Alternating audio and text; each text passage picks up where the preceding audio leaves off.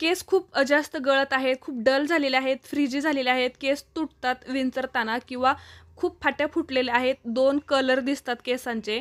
केसांच्या मुळांपासून केसांच्या टोकांपर्यंत जरी वेगवेगळ्या समस्या असल्या ना, तरीसुद्धा हा जो उपाय आहे ना, हा सगळ्यांवरती उपयुक्त आहे.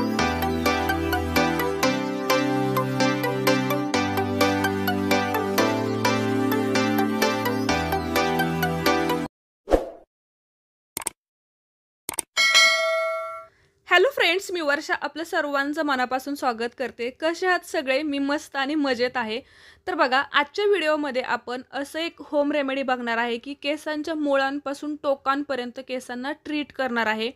कारण की बघा, खूप साऱ्या रेमेडीज तर मी शेअर करते, पण खूप जणींना असं वाटतं की नेमकी कोणती वापरायची. तरीसुद्धा मी मंथली व्हिडिओ असतील, कोणत्या रेमेडी वापरायच्या किंवा कसं नियोजन ठेवायचं आपलं महिन्याचं, सगळ्या गोष्टी तर मी डिटेल शेअर केलेल्याच आहेत. तरीसुद्धा बघा, जर तुम्हाला एकच अशी एखादी रेमेडी करायची आहे की जेणेकरून केसांच्या गळण्यापासून ते केसांना फाट्या आहेत किंवा केस खूप ड्राय झालेले आहेत, एकदम डल दिसत आहेत किंवा केस विंचरायला लागलं ना तरीसुद्धा असे रफ किंवा असे तुकडे पडतात, तर या सगळ्याच प्रॉब्लेमवरती एकच उपाय आहे. पण हे तुम्हाला थोडंसं रेग्युलरली करावं लागणार आहे. तर काय आहे ते पटकन बघूयात. तर बघा, सगळ्याच रेमेडी तुम्हाला जसं साहित्य अवेलेबल असेल ना त्यानुसार करायचे आहेत. ऑइलिंग, मेहंदी खूप महत्त्वाचे आहेत. आणि आजची जी रेमेडी असणार आहे ना, तर त्याच्यासाठी बघा काय केलेलं आहे. एक तांब्या भरून एवढं पाणी घेतलेलं आहे. त्याच्यानंतर 2 चमचेच मी फक्त तांदळाचं पीठ टाकलेलं आहे. डीमार्टमध्ये सहज उपलब्ध होतं किंवा तुम्ही घरीच बनवून ठेवा. त्याच्यानंतर 1 मूठभर एवढा मी कढीपत्ता त्याच्यात टाकलेला आहे. आणि इकडे फक्त 1 चमचाच मी फ्लॅक्स सीड जेल म्हणजेच जवस आणि मेथी फेनुग्रीक सीड्स. तर या 4 वस्तू ज्या आहेत की नाही, तर यामधील बघा 2 गोष्टी ज्या आहेत, कढीपत्ता आणि मेथी दाणे. जर तुमचं हेअर फॉल होत असेल किंवा स्कॅल्पचे रिलेटेड काही गोष्टी असतील ना, तर त्याच्यावरती हे खूप चांगलं काम करतं. केस गळतीनं म्हणजे असं पटकन थांबते याने. आणि त्याच्यासोबतच मेथी दाणे, जवस आणि तांदळाचं जे पीठ आहे ना, तर यांची जी पेस्ट बनते किंवा जी क्रीम बनते ना, त्याने ऑल ओव्हर केसांना नरिश करण्यासाठी, एक चमक ॲड करण्यासाठी आणि त्याच्यासोबतच जर तुमचे केस एकदम डल झालेले आहेत, फ्रिजी आहेत, तर त्यांना रिपेअर करतं. तर हे थोडं-थोडं मिक्स करत म्हणजे हलवत राहायचं आहे चमच्याने आणि लो फ्लेमवरतीच हे उकळून द्यायचं आहे चांगलं. ह्याचं क्रीम बनत जाते. सुरुवातीला पातळसर असते. आता तुम्हाला जशी कन्सिस्टन्सी पाहिजे ना, त्याच्यानुसार तुम्ही ते ठेवू शकता. म्हणजे तुम्हाला फक्त टोनरसारखं लावायचं असेल तर कमी उकळा. तुम्हाला म्हणजे असं खूप असं नाही का, टिपके पडू नयेत अंगावरती असं पाहिजे असेल तर थोडंसं अजून घट्ट करा. पण मी तर म्हणेल मेथी दाणे जोपर्यंत शिजत नाहीत ना, तोपर्यंत हे उकळा. आणि शेवटी बघा असा फेस होतो आणि ह्याचं घट्ट असं प्रमाण, म्हणजे घट्ट पेस्ट बनते. तोपर्यंत मेथ्या शिजलेल्या असतात. जवसामधील पण जे गुडनेस आहेत ना, ते पूर्णपणे बाहेर रिलीज झालेले असतात, म्हणजे पाण्यामध्ये उतरलेले असतात. कढीपत्ता पण चांगला त्याचं. आणि बघा, कॅमेऱ्यामध्ये ना एवढं कलर दिसत नाही, पण खरोखर असं ओरिजिनल ज्यावेळेस आपण बनवतो ना, त्यावेळेस अजून डार्क कलर असतो. थोडासा ग्रीनिश पण दिसतो आणि थोडासा असा पिवळसर पण दिसतो. एवढा कॅमेऱ्यात दिसलेला नाही. तर बघा, एवढं पातळ आहे ना, हे गरम असताना. थंड झाल्यानंतर अजून थोडंसं हे घट्ट बनतं. तर गाळून घेतलेलं आहे. गरम असतानाच गाळायचं, नाही तर मग परत कापडाने गाळावं लागतं, असं गाळलं जात नाही. तर ही जी पेस्ट आहे, ही जी क्रीम आहे ना, हा एक पार्ट आहे. तर ते मी साईडला ठेवलेलं आहे थंड होण्यासाठी. आता बघा, तुम्ही रेग्युलर ऑइलिंग करत असाल आणि महिन्यातून एकदा जर मेहंदी लावत असाल ना, तर तुमचं अर्ध हेअर केअर होतं. त्याच्यानंतर हे फक्त हेअर केअरमध्ये ही आजची जी रेमेडी आहे की नाही, तुम्हाला 8 दिवसाला एकदा तरी करायचीच आहे. आणि याने तुमचं पूर्ण हेअर केअर होणार आहे. याच्यामुळे काय होणार आहे, तर संपूर्ण केस मेंटेन राहतात, हेल्दी राहतात, चमक, स्मूथनेस, एकदम सिल्की, सगळ्या ज्या चांगल्या चांगल्या क्वालिटी आहेत ना, त्या ॲड होतात. आता दुसरा घटक बघितलेला आहे, भरपूर अशी जास्वंदीची फ्रेश फुलं. पावसाळा आहे सध्या, सगळीकडे उपलब्ध आहेत. फक्त पाणी टाकून मी गाळून घेतलेलं आहे. आणि त्याची जी प्युरी बनवलेली आहे ना, तर ती कापडामधून गाळून घ्यायची आहे आपल्याला, म्हणजे एकदम त्याचे कण वगैरे राहणार नाहीत.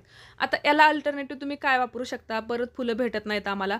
जर तुम्ही जास्वंदीच्या झाडाची पानच वापरत असाल, तर तुम्ही असंच सेम प्रोसेस करायची आहे. किंवा तुम्हाला हे स्किप करायचं आहे, वाटायला नको किंवा हे गाळायलाच नको, एवढं मोठं आम्हाला प्रोसेसच करायला नको, तर सरळ जे तुम्ही उकळताय की नाही, ही क्रीम ज्यावेळेस बनते त्यावेळेसच याच्यात एक मूठभर एवढी पानं कट करून थोडंसं तुकडे करून टाकू शकता. तरीसुद्धा तुम्हाला तेच त्याचे बेनिफिट्स भेटतात. आणि त्याच्यासोबत मग तुम्हाला थोडंसं ॲलोवेरा जेल ॲड करावं लागेल. तर बघा जी प्युरी बनलेली होती क्रीम पहिलीवाली, त्याच्यानंतर दुसरी जी फुलांची आहे, फुलं बघितली ना तर असं मला एवढं भारी वाटतं माहिती आहे का. आणि फुलं दिसली की मला हेअर केअर आठवतं. मी ह्या फुलांचा कसा वापर करू आणि माझ्या केसांसाठी कसं वापरू ना, हेच माझ्या डोक्यात असतं. तर बघा दोन्हीही गोष्टी मी एकत्र केलेल्या आहेत आणि त्याच्यामध्ये ऑलिव्ह ऑइल ॲड केलेलं आहे. तुम्ही आतापर्यंत जर सगळे व्हिडिओ बघत असाल ना, तर तुमच्या लक्षात आलेलं असेल की खूप हेअर मास्कमध्ये मी ऑलिव्ह ऑइल वापरते, व्हिटॅमिन ईच्या कॅप्सूल वापरते.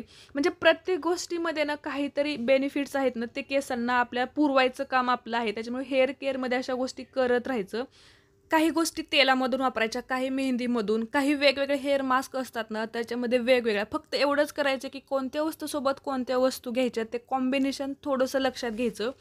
कारण की ते हळू-हळू आपण करत गेलो की नाही, तर लक्षात येतं की ज्याने केस सिल्की होतात ना, मग त्याच्यासोबत त्याच वस्तू घ्यायच्या. आणि हा एवढा खूप महत्त्वाचा हेअर मास्क तुम्हाला पूर्ण स्कॅल्पपासून केसांच्या टोकांपर्यंत लावायचा आहे. जसं आपण मेहंदी लावतो की नाही तसं.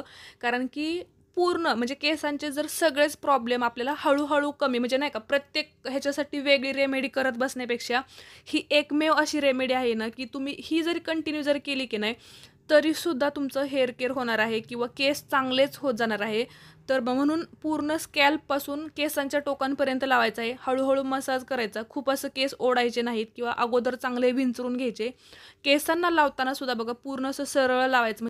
म्हणजे केस आपले एकदम स्ट्रेट पण राहतात आणि एकदम सॉफ्ट होतात, सिल्की होतात. लास्ट टाईम मी जानेवारी महिन्यामध्ये कंडिशनर लावलेला होता. तेही लग्न होते घरी म्हणून. आणि त्याच्यानंतर बघा प्रत्येक वेळी मला व्हिडिओमुळे मी जास्त व्हिडिओज बनवते. त्याच्यामुळे माझं हेअर केअर ना खूप तंतोतंत होतं आणि त्या गोष्टींचा फायदा इतका होतोय ना, की माझे केस ना एवढं भारी झालेत. कॅमेऱ्यामध्ये तुम्हाला कसे दिसतात माहीत नाही, पण मी स्वतःच माझ्या केसांच्या अजून प्रेमात पडते असं वाटायला लागले.